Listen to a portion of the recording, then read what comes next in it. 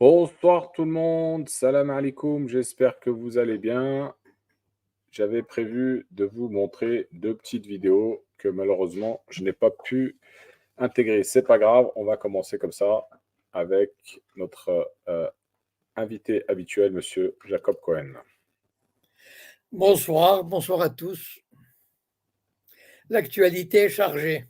Effectivement, donc Monsieur Cohen, grosse actualité ces derniers jours. On va faire le point un petit peu.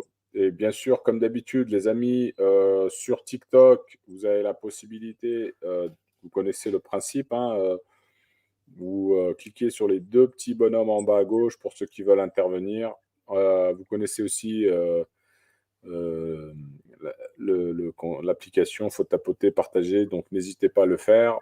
Pour les autres plateformes, je vous mets le lien dans le chat. Vous avez la possibilité aussi d'interagir avec nous. Voilà, donc on y va, Monsieur Cohen. Donc on va commencer bien sûr avec cet événement de la CPI qui a donc émis donc un mandat. Il y a une demande de mandat d'arrêt international contre Benjamin Netanyahou. Alors, vous avez fait une courte vidéo pour exprimer un petit peu votre ressenti par rapport à cette situation. Oui, Euh, donc, c'est quand même une évolution ou qu'est-ce que vous en pensez? Allez, dites-nous.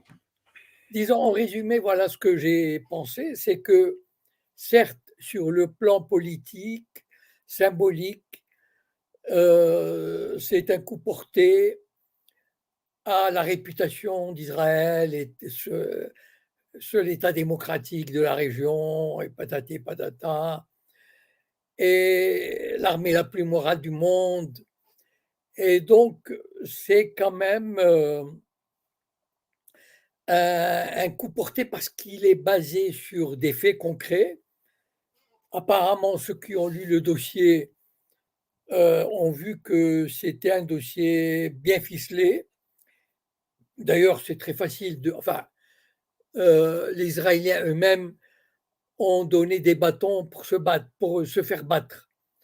Ils ont déclaré Urbi et Orbi qu'ils voulaient nettoyer ethniquement la bande de Gaza, qu'ils voulaient assassiner les enfants. En fait, ils ont tout fait pour montrer leurs véritables intentions. Mais ce qui est étonnant, c'est que la CPI, bon, moi, personnellement, je me demande bien qu'est-ce qui lui a pris. Parce que la CPI, jusqu'à présent, d'abord, elle a été créée par l'Amérique, financée par l'Amérique, et l'Amérique lui a montré les frontières, les limites à ne pas dépasser. Alors, j'étais surpris de voir je regrette de ne pas, pour une fois que je voulais citer le nom d'un YouTuber très très bien informé, mais j'ai un trou de mémoire, où il disait que les États-Unis, en finançant peut-être,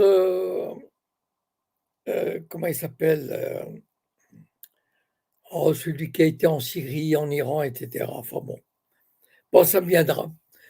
Euh, et disons que les États-Unis ont bien voulu financer la CPI parce qu'ils voulaient juger des ennemis de l'Amérique, notamment Milosevic et certains Africains qui ne le revenaient pas.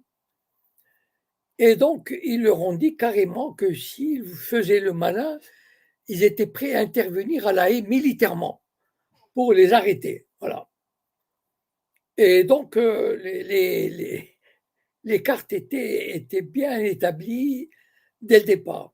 Et d'ailleurs, la CPI n'a jamais trahi son protecteur et maître, c'est-à-dire l'Amérique.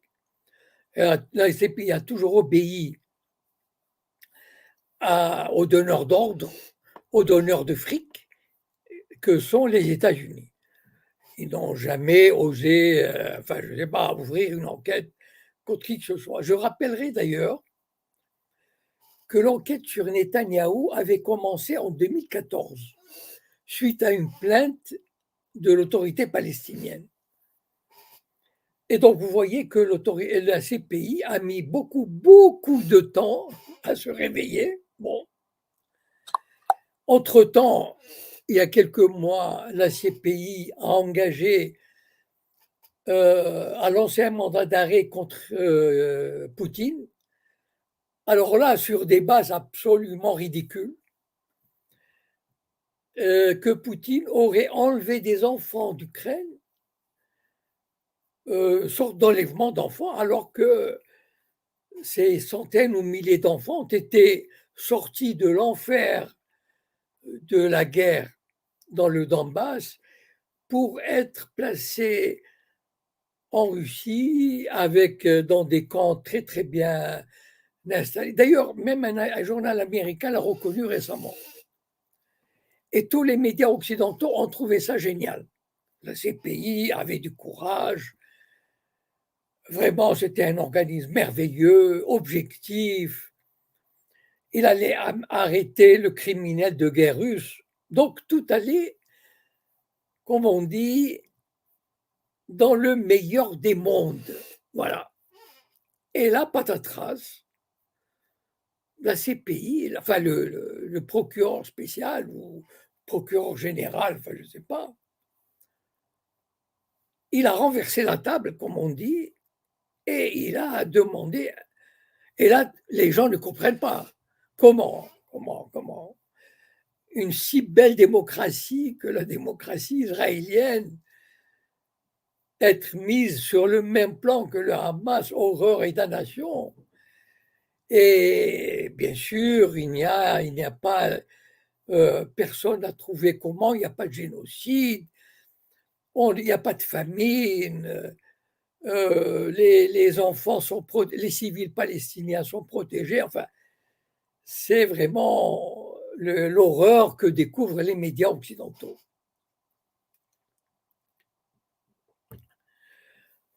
Bon, ceci étant dit, moi je trouve que, bien sûr, je suis content que le procureur ait pris cette initiative, mais comme a dit Netanyahou, vous savez, lui, il ne va pas avoir peur de voyager, mais il conseillerait au procureur spécial de la CPI de faire attention lorsqu'il voyageait.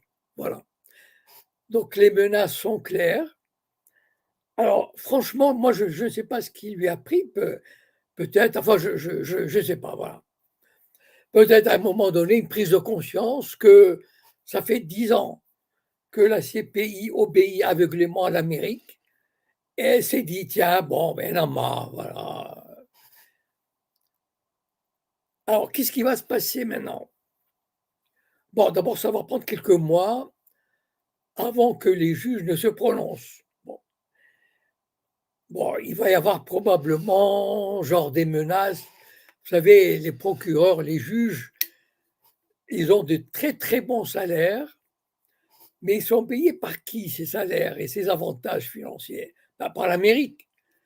Donc, on peut très bien imaginer qu'on leur coupe les vivres et ça serait bien de voir leur gueule dans quelques mois. Mais soyons sérieux, admettons qu'ils poussent bon, le mandat d'arrêt.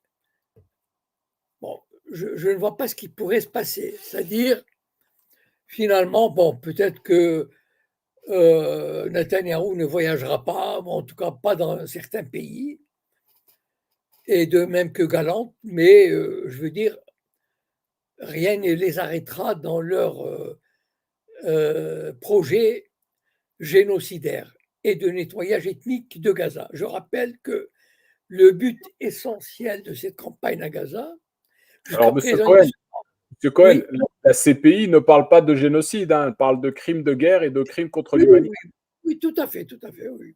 On est d'accord, mais vous, voilà, vous dites bien que Non, c'est. non, le génocide, c'est la CIJ. Mais d'accord, crime de guerre, non, alors la CPI parle de crimes de guerre, de famine organisée, de viol, enfin, je ne sais pas si c'est de viol, en tout cas de nettoyage ethnique, Donc, des crimes quand même assez importants. Rien que ces trois-là suffiraient à envoyer Netanyahou derrière les barreaux. Mais comme j'ai dit dans la vidéo, c'est pas demain la veille qu'on verra Netanyahou comme Milosevic avec des menottes et derrière les barreaux. Voilà. Je ne pense pas que ça arrivera. Parce que Milosevic, les États-Unis sont allés le bombarder pendant 60 jours jusqu'à ce qu'il accepte de se plier.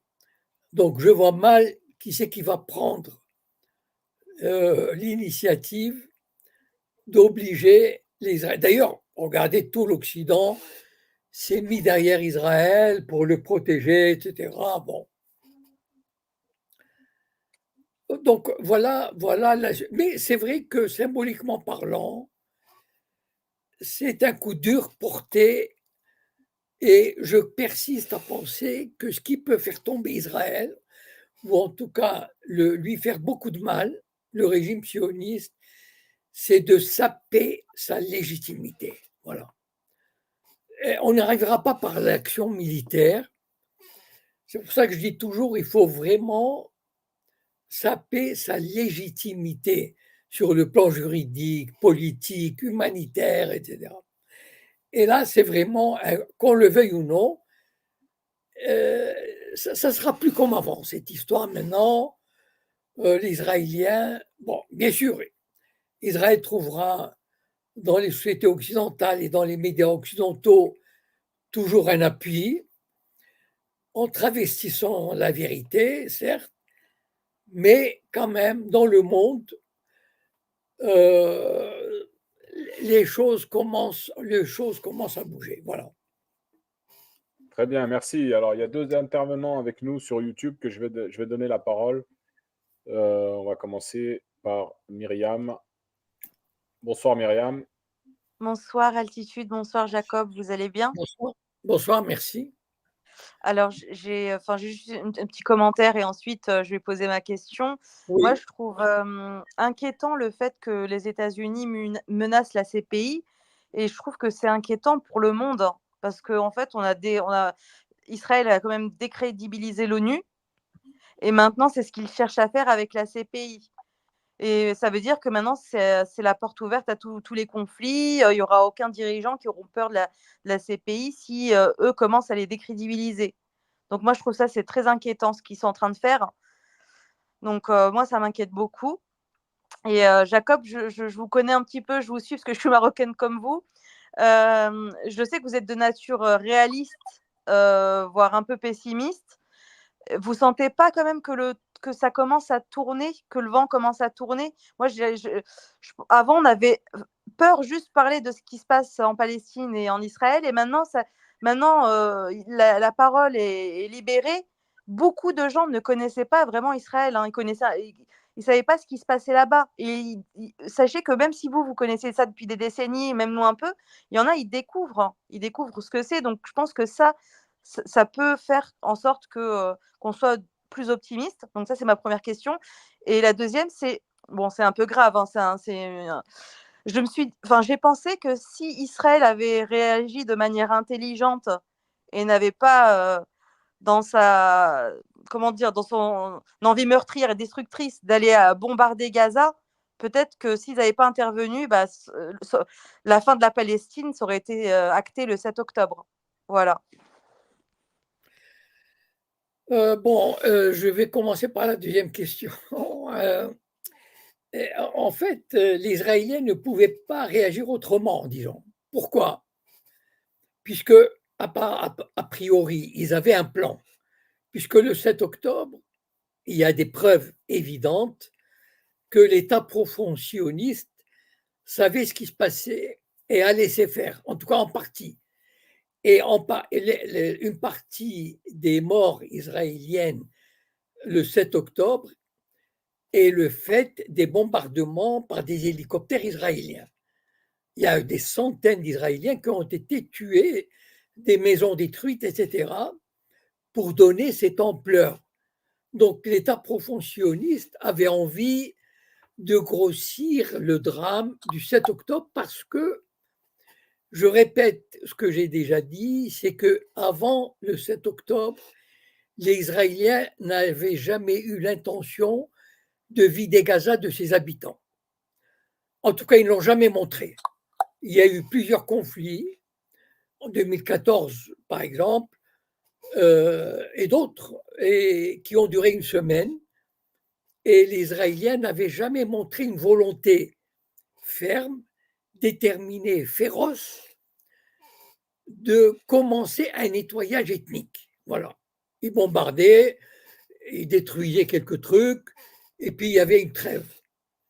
Cette fois-ci, les Israéliens, d'ailleurs, ils l'ont dit carrément au début, à partir du 8 octobre, qu'ils voulaient vider, et n'eût été les réactions, la réaction de l'Égypte qui disait quand même elle ne va pas laisser rentrer 2,5 millions de Gazaouis, ce serait une tâche terrible sur le pays.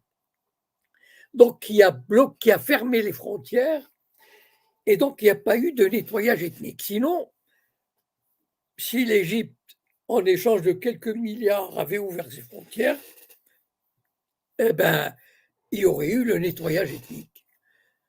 Et donc, c'est la première fois qu'Israël, et donc l'Israël ne pouvait pas réagir autrement. C'est ça ce que je veux dire.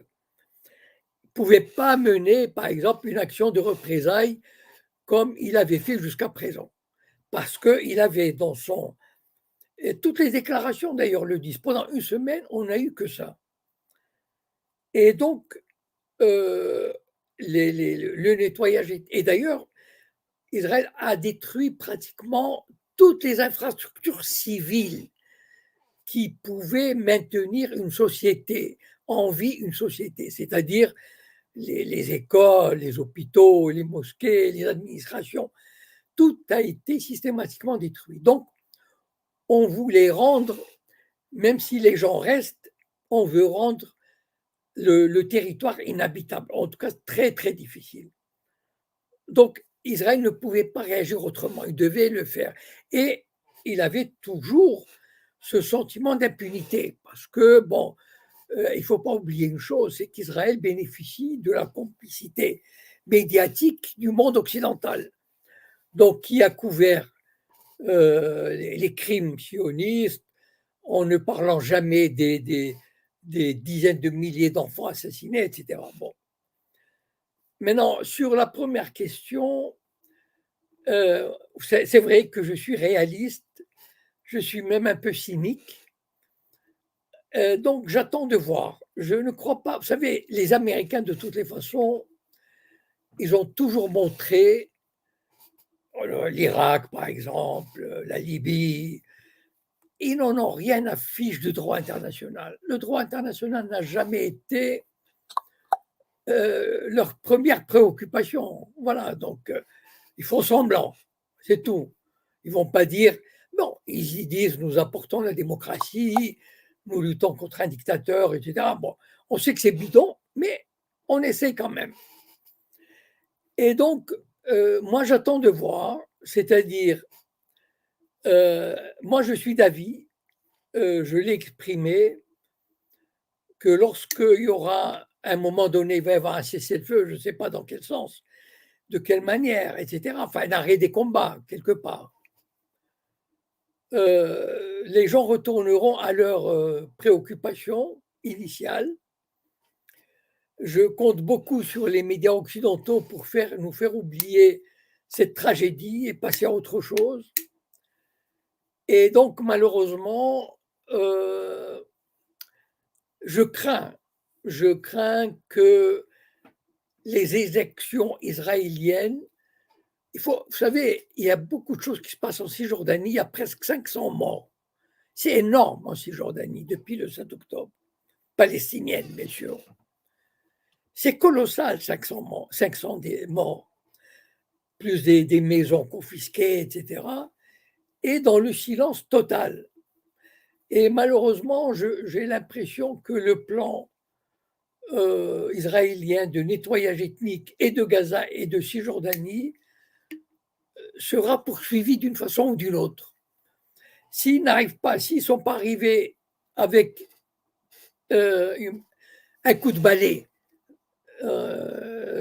définitif, ils essaieront par d'autres méthodes et je ne vois pas ce qui pourrait les arrêter, voilà, malheureusement. Alors, je suis pas d'accord avec vous, même si moi aussi je suis de nature pessimiste et Oui, comme vous, hein. Mais je pense que, comme je disais, il y avait beaucoup de gens dans l'opinion publique qui ne connaissaient pas vraiment Israël. Et là, il y a beaucoup de sionistes qui montrent leur vrai visage, comment ils parlent des Palestiniens, des sous-hommes, et ça choque énormément de gens. Et j'ai l'impression que c'est le début. Je dis pas que ça va changer demain, mais dans quelques années, que Israël, je suis d'accord avec vous, ça pourra pas finir en guerre. Mais il va perdre beaucoup d'influence. Et j'ai l'impression qu'il y a beaucoup d'États, pas seulement la population, parce que là, ils ont le soutien de la population occidentale, enfin pardon, des gouvernements occidentaux, mais ça commence à tourner même du côté de l'Occident, petit à petit. Voilà, c'est pas du jour au lendemain comme ça a été en 45, quoi. très bien. D'accord, moi je reste, enfin je veux dire, je reste attentif, voilà. Je regarde, j'espère, on en reparle dans 1 mois, dans 3 mois, dans 6 mois, on verra. Disons que moi, le passé m'a instruit que, vous savez, il y a l'opinion publique et il y a les États. Ce n'est pas l'opinion publique qui gouverne. Et ce n'est pas l'opinion publique qui influence les gouvernements. Jusqu'à preuve du contraire, l'opinion publique, vous savez, il y a cette fameuse phrase en Occident, gueule toujours, quelque chose comme ça, le truc continue, mais gueule toujours. Voilà, c'est-à-dire, on peut manifester, etc., mais les États font presque ce qu'ils veulent. Voilà. Donc, moi, je fais toujours, enfin, je fais la distinction entre les opinions publiques et, et la réalité du gouvernement. Voilà. Et donc, est-ce que l'opinion publique arrivera à inverser les positions du gouvernement? On verra. Pour le moment, je n'ai pas cette impression. Moi, j'ai même l'impression, vous savez, je me méfie beaucoup des gouvernements occidentaux qui prennent des positions un peu du style, par exemple, ils parlent beaucoup aujourd'hui il faut une solution à 2 États. Biden l'a répété, Blinken, etc. Bon, ou bien il faut reconnaître l'État palestinien. Moi, j'ai l'impression que ce sont des déclarations pour calmer les opinions publiques occidentales et arabes et laisser passer l'orage. Voilà. Parce que fondamentalement, structurellement, vraiment, les gouvernements occidentaux sont dans le camp pro-israélien. Voilà. C'est comme ça. Et ils l'ont toujours démontré. Parce que c'est pas une question de droits de l'homme, de sympathie, de liberté. Pas du tout. Nous sommes dans le monde du rapport de force. Voilà. Et la justice, il faut l'oublier, le droit, il faut l'oublier, etc. Voilà. Israël est un pion important du monde occidental et ils le défendront coûte que coûte. Voilà. Alors, Mais non, non, mais non, non, mais non, mademoiselle ou madame, si vous avez une opinion différente, il n'y a aucun souci, hein. Je respecte tout à fait votre opinion. Il y a pas de problème. Voilà. non, non, ce n'est pas un enregistrement sur TikTok, c'est bien en direct. Donc, Monsieur Cohen avec nous. Monsieur Cohen, de toute manière, là, on aura une réponse d'ici quelques semaines, quelques mois concernant cette demande à la CPI. Avec tous les éléments qu'il y a aujourd'hui, et en plus de ça, quand on voit l'intention qu'il y avait dès le départ, parce qu'ils étaient très bien au courant qu'en bombardant avec des bombes d'une tonne, que ça allait faire des dégâts, pas que des dégâts matériels, ça allait faire des dégâts corporels, des victimes et beaucoup de morts. Et je ne sais pas si vous avez vu récemment Guillaume Ancel, un ancien commandant de l'armée française qui est à la retraite aujourd'hui et qui s'est exprimé récemment concernant justement les bombes utilisées et les bombardements, les dégâts que ça pouvait faire. des bombes d'1 tonne, 300 balancées chaque jour, depuis 7 mois, ça représente pour lui, hein, un commandant de l'armée française, il nous a parlé de minimum 9 à 10 000 morts par mois. Aujourd'hui, on a un chiffre officiel qui s'élève à 35 000 morts minimum. On peut le multiplier déjà par 2 avec ce que nous a dit cet expert, cet ancien commandant de l'armée. Et en termes de blessés, il parlait de multiplier par 3 ou par 4 le chiffre officiel. Donc aujourd'hui, on est à 80 000 blessés. Faites le calcul, voilà. Donc il savait très bien dès le départ, en bombardant avec ces bombes-là, qu'il y allait avoir beaucoup de morts. Donc aujourd'hui, Oui. la question que je pose, c'est que clairement, Netanyahou ne pourra pas échapper à cette condamnation. Il va falloir qu'il démontre qu'il n'y avait pas d'intention de commettre ces crimes de guerre et ces crimes contre l'humanité. Non, si on était devant un vrai tribunal, c'est-à-dire indépendant, qui mènerait les enquêtes qu'il faut, etc., il n'y a pas photo. C'est sûr que les crimes de guerre sont établis, la famine, etc. Bon, mais il n'y a même pas de contestation possible. Mais nous sommes, malheureusement, dans le système des relations internationales où, voilà, c'est pas, on ne fonctionne pas en termes de droit, de liberté, de justice, de preuve. Voilà, c'est-à-dire que les Israéliens bénéficiant de l'impunité, se croyant, comme toujours, et ayant des appuis, regardez, enfin, il suffit de voir ce qui se passe dans les médias occidentaux et dans les chancelleries, enfin, je veux dire, c'est évident. Et donc, et regardez comment la répression aujourd'hui, quasiment, les manifestations aux États-Unis dans les universités ont été quasiment arrêtées. Donc, voilà, c'est-à-dire qu'on a réussi à empêcher des dizaines de milliers d'étudiants de s'exprimer. On a violé la Constitution américaine pour faire plaisir aux lobbies sionistes. Non, c'est ça la réalité. Voilà ce que je veux dire. Soit on raisonne en termes de droit, et à ce moment-là, bon, bien sûr, on sait de quel côté penche la balance, mais on est dans le monde du cynisme, du rapport de force. Voilà, on a un allié qu'il faut absolument protéger. Ah, il ne faut pas se leurrer. Et donc, on fait tout pour. D'ailleurs, regardez la réaction des médias français, ne serait-ce que pour prendre les médias français, quand il y a eu la décision de la CPI.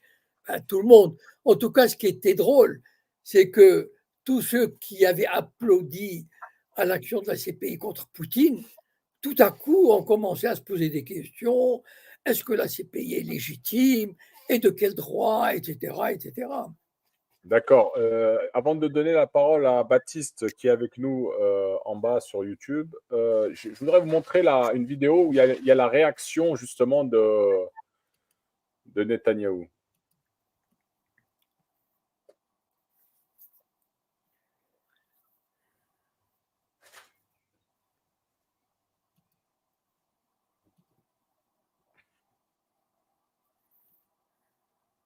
La réponse de Benyamin Netanyahou à la CPI ne s'est pas fait attendre. En tant que Premier ministre d'Israël, je rejette avec dégoût la comparaison faite par le procureur de La Haye entre l'Israël démocratique et les assassins de masse du Hamas. Il s'agit d'une distorsion complète de la réalité. C'est exactement à cela que ressemble le nouvel antisémitisme. Il est passé des campus occidentaux au tribunal de La Haye. Quelle honte! Des propos repris presque mot pour mot dans une lettre signée lundi par 106 des 120 députés israéliens pour dénoncer la décision du procureur de la CPI. Nos soldats héroïques se battent avec un courage et une moralité inégalés, conformément au droit international. La comparaison scandaleuse du procureur de La Haye entre les dirigeants d'Israël et les dirigeants de l'organisation terroriste Hamas est un crime historique, indélébile et une manifestation évidente d'antisémitisme. Face aux accusations de crimes de guerre et de crimes contre l'humanité de chaque côté de l'échiquier politique, l'État hébreu fait bloc et par-dessus tout refuse d'être assimilé aux figures du Hamas, elles aussi visées par des demandes de mandat d'arrêt. Il n'y a pas de comparaison possible. Nous ne l'acceptons pas et nous ne pouvons pas l'accepter. C'est impardonnable. Nous avons mené et nous menons une guerre juste. Et il doit être clair que nous ne resterons pas silencieux à ce sujet. Une comparaison insupportable aussi pour les États-Unis. Exit les tensions sur une offensive à Rafah. L'heure est à l'union. Il est clair qu'Israël veut faire tout ce qu'il peut pour assurer la protection des civils. Mais je veux être clair, contrairement aux accusations de la Cour internationale de justice contre Israël, ce qui se passe n'est pas un génocide. Nous rejetons cela. Jamais ces derniers jours, Benyamin Netanyahou n'aura eu un tel soutien. Du côté du Hamas, la réaction est virulente aussi. L'organisation dit condamner fermement les demandes de mandat visant ses dirigeants. La décision assimile la victime au bourreau et encourage Israël à poursuivre sa guerre d'extermination. Si les juges de la CPI décident d'émettre les mandats d'arrêt, en théorie, n'importe lequel des 124 États membres est censé procéder aux arrestations. Mais comme la Cour ne dispose d'aucune force de police, sa force de frappe ne tient qu'à la volonté des États membres de jouer le jeu.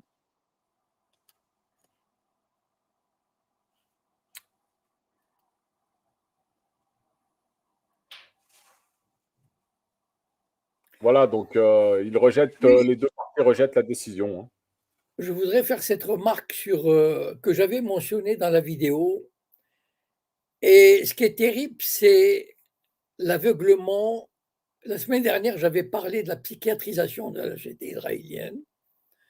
Et aujourd'hui, c'est confirmé, c'est-à-dire que 106 députés sur 120, ça veut dire que les 12 ou 13 députés arabes ont voté contre ou n'ont pas pris part au vote, ont estimé que leur armée mène une guerre juste, qu'ils respectent le droit international, enfin que c'est vraiment une armée angélique. Et c'est ça qui est terrible, c'est-à-dire qu'en fait, la société israélienne est désormais aveugle à toute critique, rétive à toute, et n'admet absolument pas la moindre observation sur ces agissements. C'est-à-dire que les Israéliens aujourd'hui peuvent se permettre, moralement parlant, d'assassiner des dizaines de milliers d'enfants. Pour eux, ça fait partie du job, de leur job, de la légitime défense, et que pour eux, il n'y a absolument rien du tout. C'est cette conviction qui est terrible. C'est-à-dire que la société israélienne aujourd'hui, elle est vraiment unie dans la fascisation des esprits. Elle n'admet aucune réserve sur l'action de ces soldats. C'est-à-dire qu'aujourd'hui, il y a un blanc-seing qui est donné aux soldats, enfin de toute façon, là, il a toujours été, mais aujourd'hui, plus qu'avant, ça veut dire qu'ils peuvent faire ce qu'ils veulent, ils ont la bénédiction des autorités, de toutes les autorités israéliennes, politiques, spirituelles, intellectuelles, etc. Voilà. Très bien, merci. Je vais donner la parole à Baptiste qui est avec nous sur YouTube. Bonjour. Bonsoir. Vous m'entendez bien? Oui, bonjour. Bonjour. J'avais 3 questions. Une première question sur la diaspora maghrébine en France.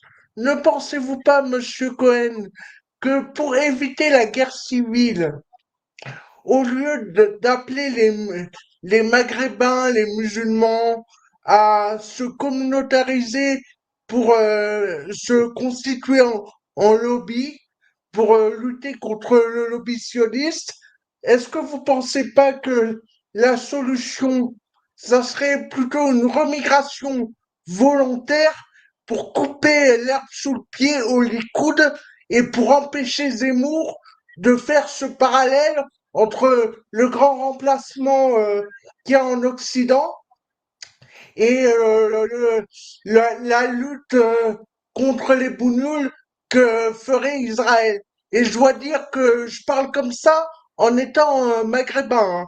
Je suis chrétien, mais je suis maghrébin. Donc et la deuxième question qui est aussi sur l'Amérique. Sur l'Amérique. je vais répondre à cette question et après vous me poserez la deuxième et la troisième, d'accord? Est-ce que c'est clair? Alors, moi, personnellement, depuis, ne serait-ce que je rappelle ma vidéo de 2015 que j'ai faite à Marseille, aux compagnies de Soral, où j'invitais les Maghrébins à s'organiser et à former un lobby et à se battre. Bon. Mais c'est vrai que, vous savez, il y a un livre qui est sorti récemment, je vois des témoignages, et c'est un fait qu'il y a beaucoup de Maghrébins qui quittent la France. Soit ils retournent dans leur pays d'origine. J'ai vu des témoignages de Marocains qui sont retournés au Maroc, de gens qui avaient une bonne situation, mais qui en ont marre d'être désignés du droit. Et donc, ou bien ils vont ailleurs, ils vont dans des pays anglo-saxons où la vie est belle, où la vie est normale, où ils peuvent pratiquer leur religion, ou leur tradition, ou leurs coutumes, sans se voir dénigrés, sans se voir pointer du doigt. Et c'est vrai que c'est une, à mon avis, avant, je n'avais pas pensé à cette solution, mais personnellement, je l'appuie et j'invite la plupart, enfin ceux qui peuvent. Hein. Je pense que les Maghrébins en France n'ont aucun avenir, sauf s'ils acceptent de raser les murs, de pratiquer leurs coutumes en cachette, comme dans les pays, comme à l'époque de l'Inquisition, vous savez, en cachette, en toute discrétion, peut-être en changeant même de prénom ou de nom, et voilà, de se montrer le moins possible, ou alors, si on a un minimum de dignité, et si on a la possibilité, je pense qu'aujourd'hui, il y a des gens qui ont qui ont des positions, et d'ailleurs, ça commence. J'ai vu un article sur Tel Quel, qui est un magazine marocain francophone. Donc, ça commence vraiment à s'étendre, cette idée que, bon, voilà, ça suffit, il y en a marre de toutes les façons, il faut se mettre une chose en tête, que le lobby judéo-sioniste ne lâchera jamais les Maghrébins. Voilà. Il les poursuivra, coûte que coûte, il les humiliera, il les contraindra, et donc, voilà. Alors, il y a toujours cette possibilité de s'organiser, mais je ne crois pas les Maghrébins capables de le faire. Moi, ça fait 10 ans que je le dis et je ne vois pas que ça arrive. Donc, à mon avis, cette solution d'organisation n'est pas crédible. Et donc, c'est vrai que l'immigration a, pour moi, maintenant, aujourd'hui, est là à mes faveurs. Voilà. Évidemment, il faut pouvoir, je veux dire, ça ne se fait pas en claquant des doigts, mais si on a envie de vivre son identité en toute liberté, ben voilà, c'est vrai. Alors, j'attends la deuxième question. J'espère qu'il a compris. Baptiste, votre micro, je vous le remets. Voilà, c'est bon. La deuxième question, c'était par rapport à Judith Butler. Est-ce que vous pensez pas que justement les manifestations dans les universités américaines pro-palestiniennes, ça pue Soros?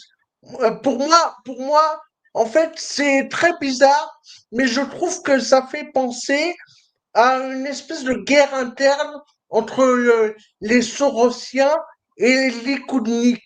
Et la meilleure preuve, c'est Butler. C'est-à-dire que c'est une dégénérée wokiste qui, tout d'un coup, prend position, entre guillemets, pour le Hamas et pour les Palestiniens, je veux dire. Et donc, elle a dit que le Hamas était une organisation de résistance et tout. Et la troisième question, elle est assez drôle. Comment ça se fait que la Hasbara en France, comment dire, garde encore Meilleur Habib? Parce que moi, je trouve que Meilleur Habib, il fait plus pour notre cause que n'importe quel antisioniste depuis 15 ans, quoi. Voilà. Alors, je ne suis pas d'accord pour Meir Habib, c'est-à-dire, évidemment, vu de notre part, de notre côté, il nous paraît ridicule.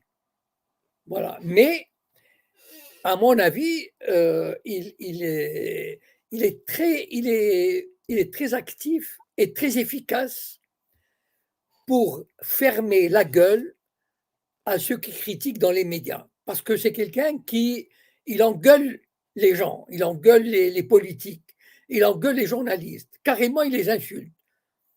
Et les journalistes et les politiques sont terrorisés à l'idée de dire un mot de travers contre lui.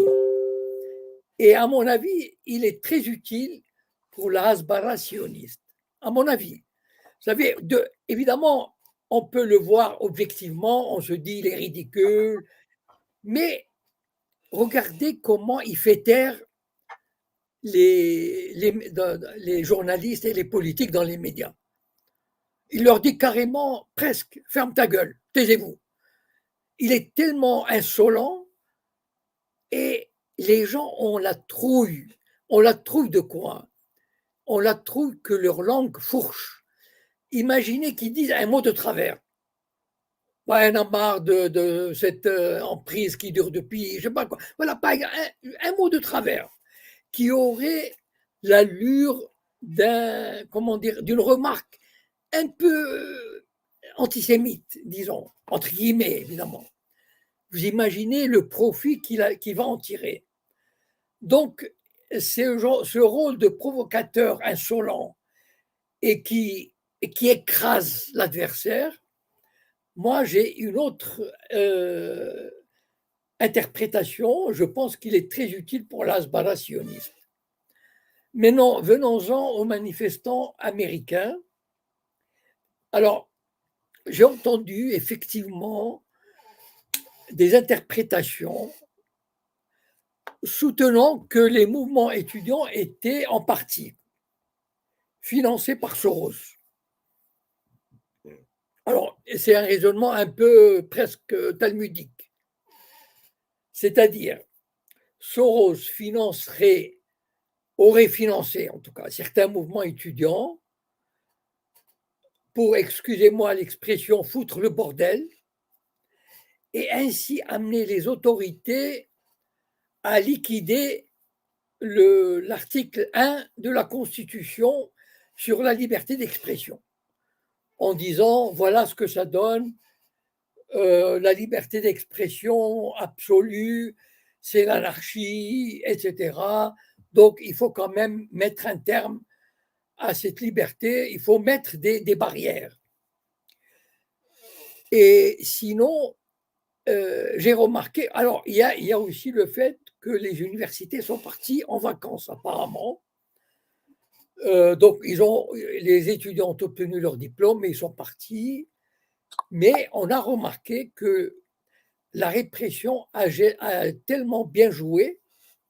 Quand je dis tellement bien joué, c'est entre guillemets, c'est-à-dire, c'est pas que je l'apprécie, mais elle a été efficace. C'est-à-dire qu'aujourd'hui, eh ben, joint à ça les vacances, les manifestations étudiantes ont été quasiment éliminées, voilà, ont été réduites à leur plus simple expression.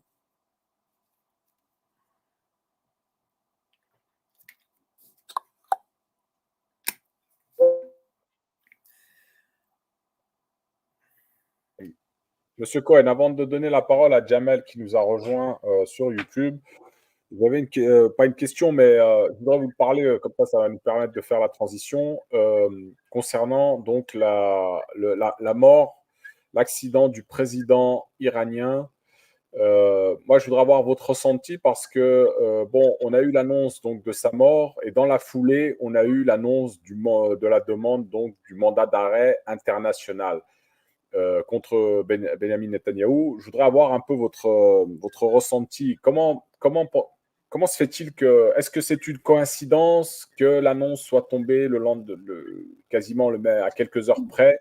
Voilà, j'aimerais avoir un peu votre avis. Est-ce que c'est pour éteindre un petit peu ou la gravité de justement la perte, la mort de l'accident, comment dire, de la mort du président iranien, pour minimiser un petit peu voilà, sur le plan international, hein. On sait que c'est quand même le président du Moyen-Orient, on sait que de l'Iran, pardon, d'une puissance au Moyen-Orient, et on sait aussi que l'Iran a riposté il y a moins d'un mois, il y a quasiment un mois en arrière.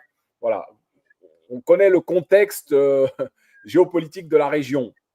Donc pour moi, je voudrais avoir votre ressenti. Cette annonce en même temps que la mort du président. Alors, d'abord, je ne crois pas qu'il y ait un lien entre l'annonce et la mort du président. Pourquoi? Parce que s'il y a eu un attentat contre le président iranien, moi, personnellement, je penche pour un attentat. Bon. Sauf qu'un attentat comme ça se prépare des semaines à l'avance. Vous savez, on n'improvise pas, surtout qu'il ne faut pas laisser des traces. Donc, ça ne peut pas être concomitant à l'annonce de la CPI. Donc, c'est quelque chose qui a été préparé, je ne sais pas, des semaines à l'avance. Bon, avec des commandos sur place. Donc, pour moi, il ne peut pas y avoir de lien concomitant avec l'annonce. Bon. Je ne sais pas, je veux dire, je ne suis qu'un tout petit observateur, mais disons mon sentiment, voilà, mais qui n'a absolument aucune valeur. Mon sentiment, c'est que c'est un attentat. Voilà, bon. Mais c'est un attentat dont le Mossad est, d'abord, c'est le seul service qui est capable de faire ça, qui a l'habitude de faire ça. Ils ont assassiné des dizaines d'Iraniens, des scientifiques, que ce soit en Iran ou à l'étranger, sous toute forme. Et puis, ils ont l'habitude, et c'est leur manière d'agir. Voilà. Eux, quand il y a un problème, ils assassinent. Voilà. Ils ont assassiné des dizaines d'ingénieurs, des techniciens du nucléaire. Ils ont fait ça avec les Palestiniens, etc. Ils ont fait ça avec les Irakiens. Ils ont assassiné des ingénieurs irakiens, etc. Donc, c'est leur manière d'agir pour éliminer des adversaires et semer le chaos. Dans le cas présent, mais c'est juste, voilà, je dis, c'est un sentiment, c'est une intuition qui n'est basée sur rien. C'est-à-dire, de tout ce que j'ai entendu, personne n'est capable de dire aujourd'hui, parce que même si les Iraniens qui disposent des appareils, de l'appareil qui s'est écrasé, il n'est pas sûr qu'ils disent la vérité, même s'ils la découvrent. Alors, il y a un observateur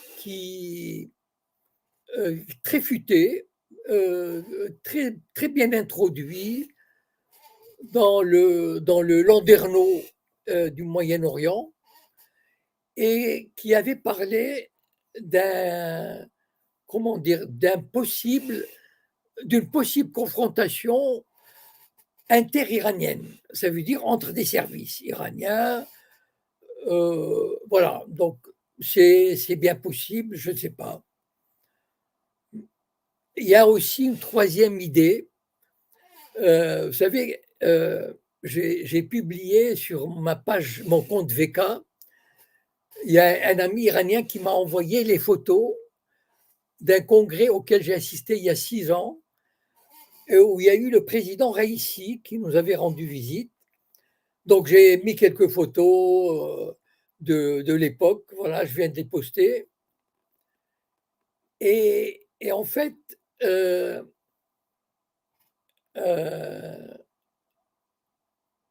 oui, ce que je veux dire, c'est que il y a, enfin, moi, ça me paraît difficile, mais c'est vrai qu'il peut y avoir des conflits d'ordre politique, clanique, mais qui aillent jusqu'à saboter un hélicoptère. Oui, ce que je voulais dire, c'est qu'à l'époque, on avait atterri à Machhad, la ville d'ailleurs où a été enterré le président Raïssi. C'est une grande ville sainte. Et on nous a séparés en petits groupes. Et moi, on m'a envoyé avec quelqu'un ou deux autres personnes, je crois. On nous a envoyés à Ispahan. Et comme c'est un pays montagneux, ils nous ont envoyés par avion. Et c'est vrai que j'étais assis à côté d'un ingénieur qui m'a expliqué que l'aviation iranienne était dans une situation un peu délicate à cause de l'embargo. Et que les avions n'étaient pas toujours très, très sûrs. Voilà. Donc, il y a certains aussi qui avancent cette hypothèse que l'hélicoptère du président Raïssi n'était pas du dernier modèle, etc., etc. Voilà. Mais c'est vraiment, bon, c'est très difficile de se prononcer, voilà, même si moi, j'ai une intuition comme ça, que c'est un attentat étranger, enfin du Mossad, mais sans aucune confirmation concrète, voilà. Voilà les photos du congrès de Machhad en 2018. Oui, effectivement, je me suis permis, M. Cohen, de les montrer. Oui, c'est très bien, voilà. Donc ça, c'était en quelle année, monsieur, vous avez dit 2008 2018. 2018.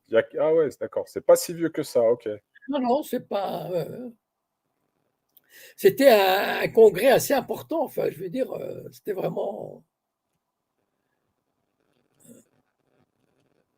Voilà, il y avait un religieux, un rabbin, une espèce de barbu, un rabbin, voilà. Faites tourner, voilà. Non, encore. Voilà. Celui-là, là, au milieu, c'est le dirigeant de Nitoré Karta. C'est-à-dire, c'est un rabbin antisioniste. Voilà. D'accord, très bien. Alors, on va continuer. Je vais juste en profiter aussi. Il y a Coriano, je vais te donner la parole. Juste, attends, il y a quelqu'un avant toi sur YouTube. Juste avant, je voudrais quand même montrer donc, cette courte vidéo concernant le président iranien.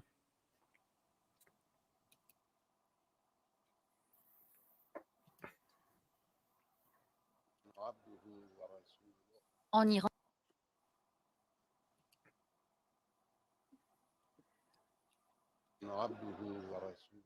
En Iran, l'ayatollah Ali Khamenei a dirigé la prière à la cérémonie d'adieu au président iranien, au ministre des Affaires étrangères et aux 7 autres personnes tuées dans un accident d'hélicoptère le 19 mai dernier. Les cercueils étaient couverts de drapeaux iraniens et de photos des défunts. Le turban noir, placé sur le cercueil du président Ebrahim Raïssi, symbolise sa descendance directe du prophète Mahomet. Des dizaines de milliers de personnes se sont massées autour de l'université de Téhéran pour assister à la cérémonie. De hauts responsables des gardiens de la révolution, ainsi que le chef politique du Hamas, des représentants du Hezbollah, de la Russie, de la Turquie et d'Irak étaient également présents. Les cercueils ont ensuite été chargés à l'arrière d'un semi-remorque et transportés parmi la foule dans la capitale iranienne. Le président défunt sera enterré jeudi dans sa ville natale de Mashhad, dans le nord-est du pays. Voilà, donc, Monsieur Cohen, avant de donner la parole à Jamel qui est avec nous, j'avais juste une question. Donc, si l'hypothèse de l'attentat, il devrait y avoir forcément une réplique. Non, on ne le saura jamais, à mon avis. C'est-à-dire que même si les services iraniens découvrent que c'est un attentat, ils ne le diront pas. Voilà. Parce que ils voudraient garder leur liberté de mouvement. Parce que s'ils disent il y a un attentat, ça veut dire qu'ils sont obligés de répliquer ouvertement. Alors que s'ils gardent ça pour eux, eh ben, ils pourraient répliquer à leur manière et ne pas être tenus. C'est pas comme l'attentat contre le consulat à Damas. Là, ils étaient au pied du mur, il fallait qu'ils réagissent. Alors que s'ils découvrent la possibilité d'un attentat, ils ne le diront pas, mais ils en tireront les conséquences pour eux. Voilà. Très bien. Alors, j'accueille Jamel. Bonsoir. Oui, bonsoir. Bonsoir tout le monde. Vous m'entendez bien? Oui, très bien. Oui, donc bonsoir Monsieur Cohen, bonsoir à vous, Bonsoir. à tous les auditeurs. Donc j'ai entendu Monsieur Cohen ce soir qui disait que les musulmans n'avaient pas d'avenir, il fallait qu'ils rasaient les murs. C'est ce que Oui. j'avais compris. Mais d'après les chiffres, ils vous contredisent, puisque C'est-à-dire si les musulmans ne se sentaient pas bien en France, ils ne viendraient pas en France, puisque de 1952 à 1972, si on prend seulement la population d'origine européenne, était de 42 millions en 1972, avec un taux de fécondité de 2,1. Entre 1972 et 1992, le taux de fécondité encore des femmes européennes était de 1,8. Et de 1992 à 2012 était de 1,6. De 2012 à 2022 était de 1,7. C'est-à-dire qu'aujourd'hui, en 2022, la population de femmes européennes serait de 29 millions, 9. Et aujourd'hui, nous sommes près de 69 millions. Et donc, l'immigration est majoritairement musulmane. Aujourd'hui, on est 69 millions. S'il n'y avait pas eu d'immigration musulmane, en majorité musulmane, on serait aujourd'hui environ à 30 millions. Donc les musulmans, d'une part, ils se sentent bien, mais en plus, ils viennent de plus en plus. Ça, c'est le premier point. Oui. Le deuxième point, c'est que si on veut avoir la même influence, puisque je vous entends parler souvent de l'EPAC et de l'influence de l'EPAC, qu'on veut avoir la même influence de l'EPAC sur Israël, sur les États-Unis, eh bien, je ne comprends pas pourquoi on ne devrait pas faire la même chose pour les musulmans sur le gouvernement français, contre l'État terroriste sioniste. Donc, je pense que au lieu de dire qu'il n'y a aucun avenir, non, au contraire, il faut transformer l'essai, investir dans tous les champs, en politique, dans l'entrepreneuriat, et pour justement, par le porte-monnaie, contraindre la politique française vis-à-vis de l'État sioniste. Merci, Jamel. M. Cohen va te répondre. Merci.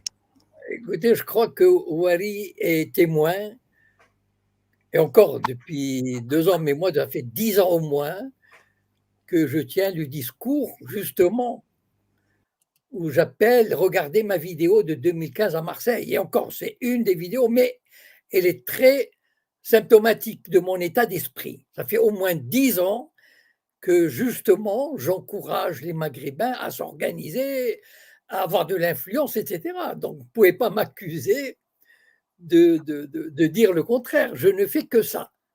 Voilà. Mais seulement, je tire la conclusion suivante, c'est-à-dire que les musulmans, de manière générale, les Maghrébins de manière générale, se montrent de moins en moins efficaces dans ce combat. Voilà.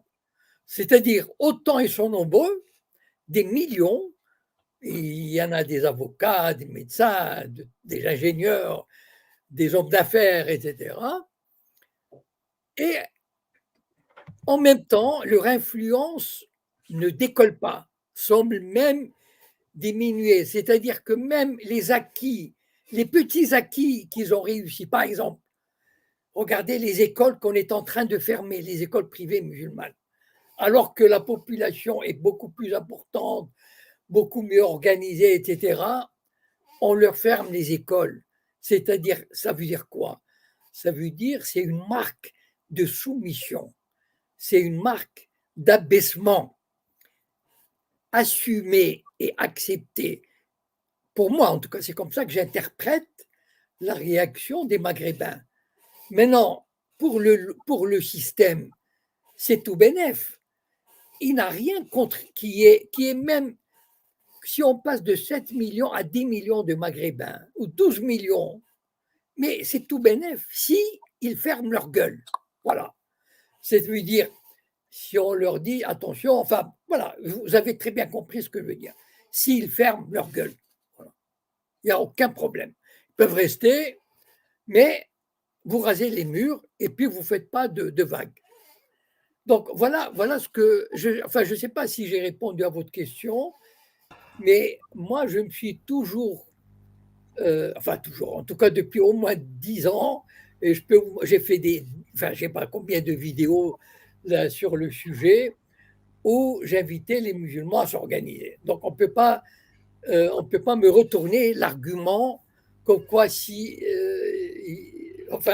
de l'organisation, puisque je ne dis que ça, mais malheureusement, il faut se rendre à l'évidence, les Maghrébins sont incapables de le faire. Voilà. Moi, je n'ai pas envie d'entrer dans cette, encore une fois, dans cette discussion, mais c'est un fait. Voilà, maintenant. Jamel, je te laisse dire 2 mots là-dessus et après, je vais donner la parole à Coriano qui est avec nous sur TikTok. Moi, je crois que les Maghrébins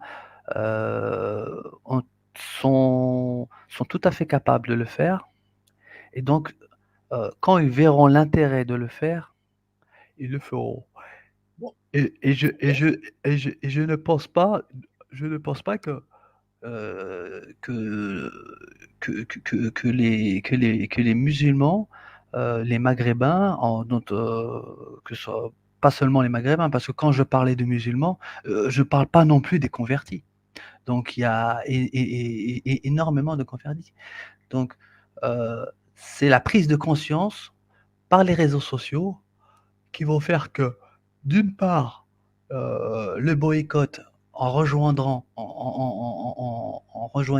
des organisations comme BDS qui font justement du boycott économique et en s'investissant dans tous les champs, comme j'avais dit tout à l'heure, et en politique, justement, dont un parti politique qui est LFI, qui est à l'avant-garde du combat, eh bien, on pourra faire taire l'État sioniste. C'est par ce combat.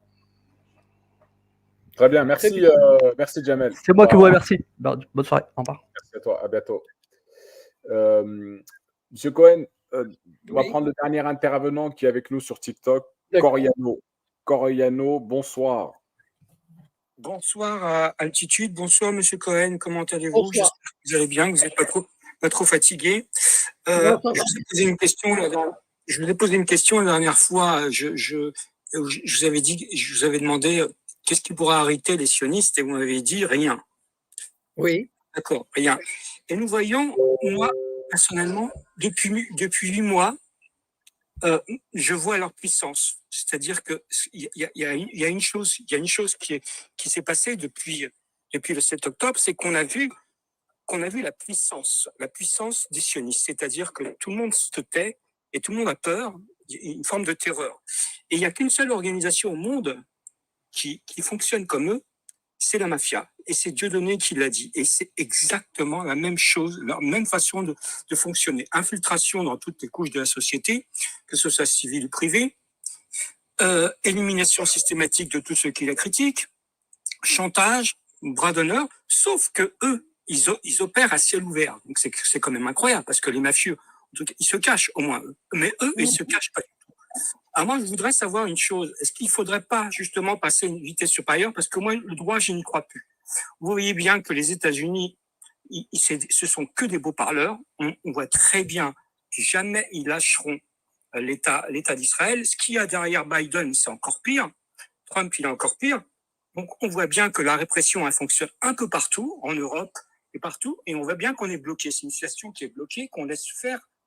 Est-ce qu'il ne faut pas, justement, maintenant se passer, nous aussi, du droit et essayer de faire des alliés? Moi, je ne suis pas très pour la Russie.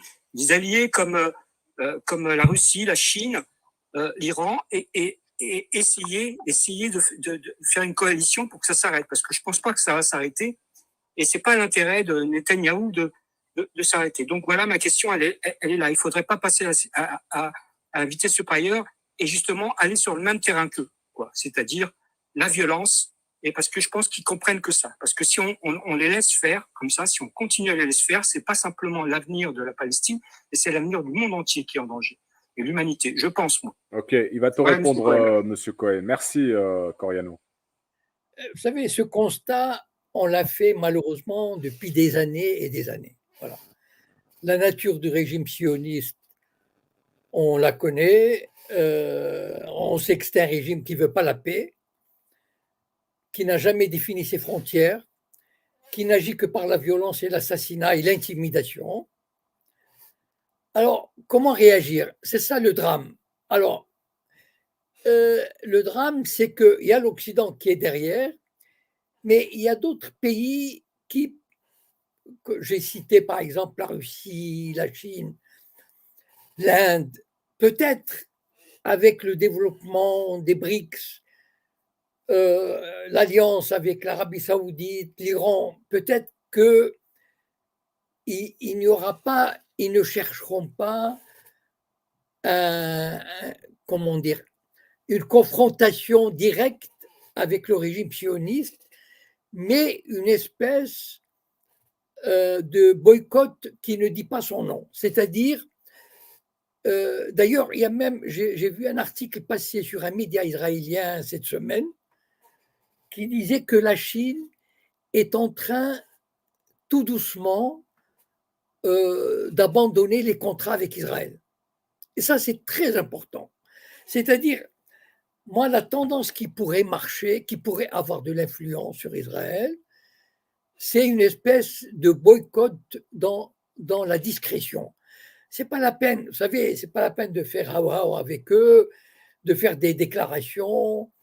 En général, les pays arabes aiment bien faire beaucoup de déclarations, mais très peu d'actions. Donc, il faut agir dans la discrétion. Il faut mener un travail de sape, c'est-à-dire, malheureusement, enfin, ce qu'il faudrait, c'est qu'il y ait aussi un monde arabe plus actif. Je ne veux pas dire, OK, la confrontation militaire est vouée à l'échec, d'accord. Mais il y a d'autres manières de faire la confrontation. Par exemple, bon, les pays arabes ont quand même des atouts. Alors, on peut faire savoir à des pays comme la Chine, l'Inde, etc., que si vous voulez avoir des contrats avec nous, ben, il faut diminuer un peu avec Israël, etc. C'est-à-dire faire le travail d'influence, mais dans la discrétion. Derrière les rideaux, comme disent les anglo-saxons, behind the curtain. C'est ça le travail, c'est-à-dire un travail, et puis développer un système d'agents d'influence en Occident, l'équivalent des Sayanim. Et malheureusement, ça ne s'est pas encore fait. Et il faut développer un réseau d'influence avec des gens installés dans les médias, dans l'édition, etc. Mais c'est un travail de longue haleine.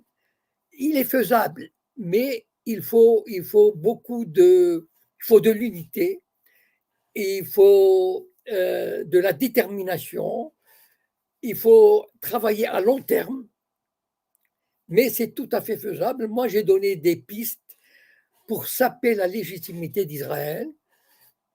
Voilà, il faut faire un travail de propagande. On a les moyens de le faire.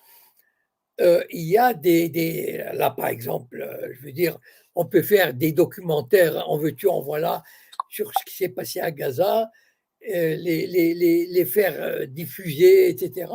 Donc, il y a du boulot à faire, mais il faut de la volonté politique. Voilà.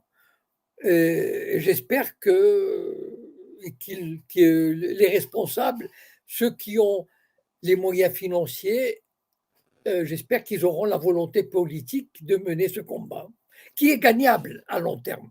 Voilà. Monsieur Cohen, on va conclure.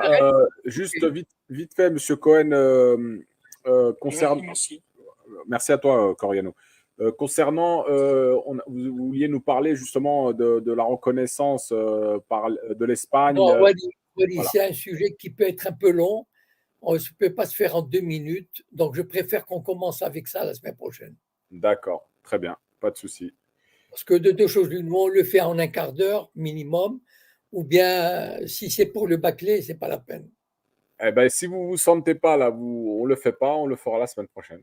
On le fera la semaine prochaine. Très bien. Excellente soirée, Monsieur Cohen, et encore merci.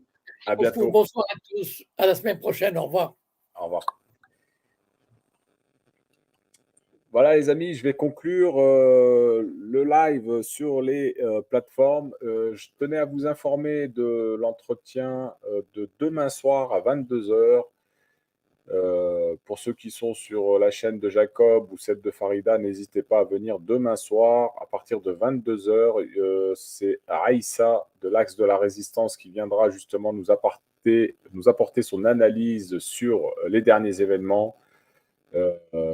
Et sur TikTok, bien sûr, je serai aussi ouvert. Donc, les amis, je vous donne rendez-vous demain soir à 22h. Voilà, excellente fin de soirée à vous et à demain. Bonne soirée à toi, merci. Merci à toi. Je vous mets, comme d'habitude, le clip de fin. Salam alaikum, à demain.